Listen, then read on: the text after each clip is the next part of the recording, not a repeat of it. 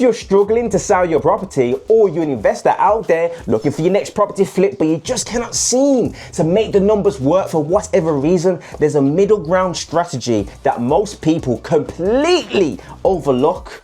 It's called an assisted sale, and once you understand how it works, it will completely change how you look at property deals, and you'll be able to help more sellers by not only beating them down on the price, but possibly getting them close to their asking price and creating a win-win situation. Now, in my time, I've done a few assisted sales, so I know a thing or two. So I'm gonna break it down. Watch out, yes sir. Now, in a nutshell, I would explain what is an assisted sale and also who it's best used for and when you should avoid it, because it is a strategy.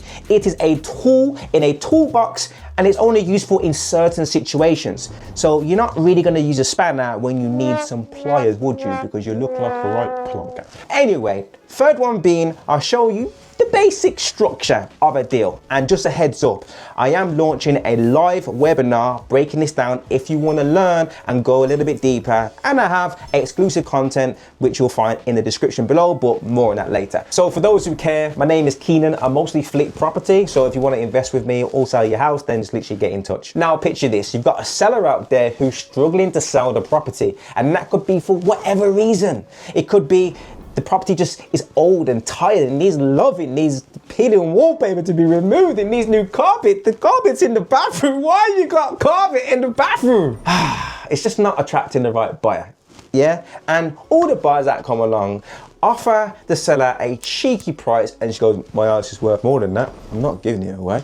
Yeah, so that's what you're with, and it just stays in the market, and maybe you'll be able to offer a solution to her, okay, or him. Now the second one being, they could be in a legal pickle, and that could mean they don't have the finance to sort out this legal issue, they don't have the energy, they don't have the resources. So what you gain, they may lack. So now it becomes a partnership. So what you can do, you could bring your resources to the table, e.g. your value.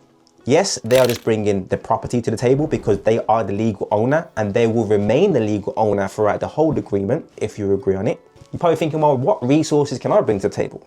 One, you could have vision, you could have time, you could have energy, you could have the skill set, and most importantly, you may have the funds. So let's just use the first example. If it is a refurb, you can agree the terms with the seller, you refurb the property, you increase the value from, let's say, 200 to 250, and then you introduce it to the market, and then you sell it together. And you could benefit by, e.g. splitting the profits as one way, or the other way could be you take the difference of whatever you agree. Now that's it, job done. Now you can quit the video. No, I'm joking, I'll go a little bit deeper because there's a bit more to it than that, all right? So who does this work best for? It could be tired landlords. It could be probate sellers. It could be those who are in a legal pickle, e.g. divorce. Fourth one being, it could be those who are on the verge of repossession. I will touch on a little story about that, how I saved someone from a repossession using this strategy. So really, it's for those who don't want to take a cheeky cash offer and they're flexible when they get the money. Bearing in mind, if they need the money tomorrow, it's just not gonna work because you need time to refurb it, get onto the market and sell it, which can take a bit of time. But if they're willing to wait a little bit longer for that money and get a bit more for their property, then that's who it's most suitable for. Now, if you are an investor, or I like to say a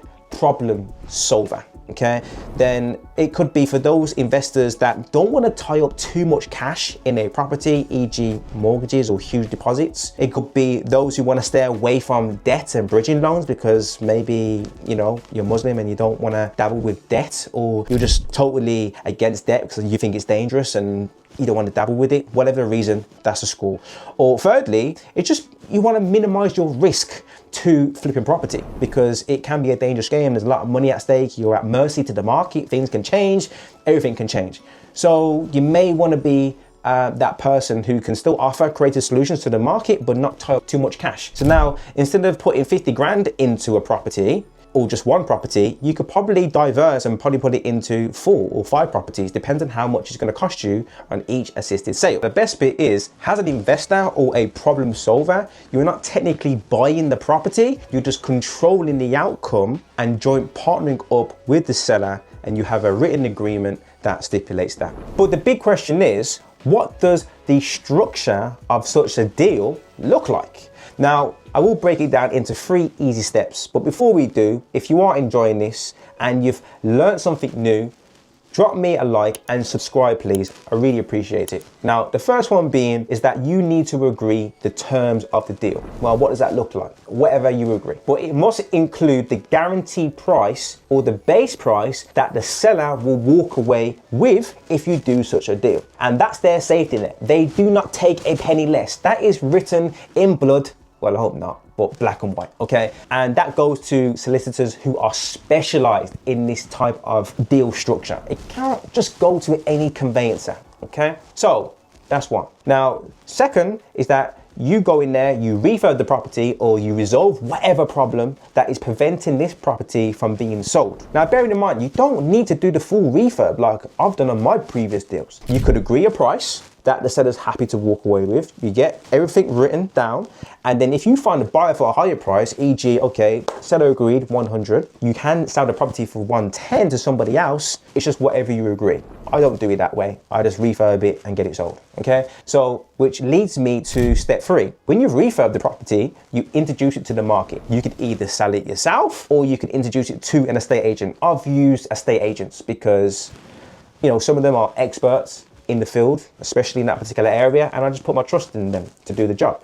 Maybe I won't do that in the future because of certain experiences, but you can do that if you've got a good relationship with an estate agent. So that is it really, 3 steps, short and simple. But things can go wrong. It's not all sunshine and rainbows and pound signs and a lot. Now, I almost had a deal completely fell over and almost lost all my money. And I'll go into detail in a YouTube video, which you'll find.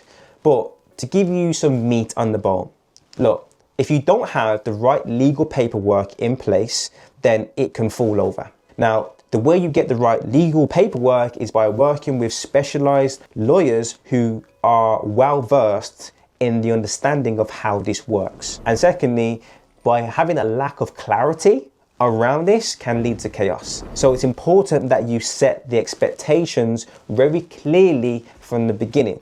Now, I do go into greater detail into the webinar and the exclusive content that I've put together that specifically explains all the risks, how to sidestep them, and how to profit from assisted sales. And you'll find that in the description below. So the first time I used this strategy was when somebody reached out to me on Facebook to tell me they need to sell the property ASAP because their parents are on the verge of losing the house, e.g. about to get repossessed. So what did I do? I asked him first, well, how did you get my details? He goes, well, you know, we've seen you post a bit of content online. You seem like you know what you're doing and you seem like a good guy. I said, okay, fair enough. Jumped in the motor, drove all the way down to Handsworth. And for those who don't know where Handsworth is, it's in Birmingham. You might know it for the good and the bad, but yeah, it's notoriously known for good and bad things, okay? So pulled up to the house, like, bloody yeah, the grass was up to here, yeah. Similar to what my back garden looks like because I haven't whacked out the trimmer. Quite literally, I get around to doing it. Yeah, too busy doing this content for you and all that. Yeah, so viewed the house, kitchen, bathroom, the whole lot needed doing, mate, yeah. I was like, oh my, this is a lot of work, this is, Gaff. He goes, yeah, I haven't really worked on this for about 22 years. I said, fair enough. Okay, so I said, look, here's the price for it, because I know what prices go for in that area. Semi-detached, nice little road, okay. Quite rare in Handsworth, but you know what it is, just one of them, yeah.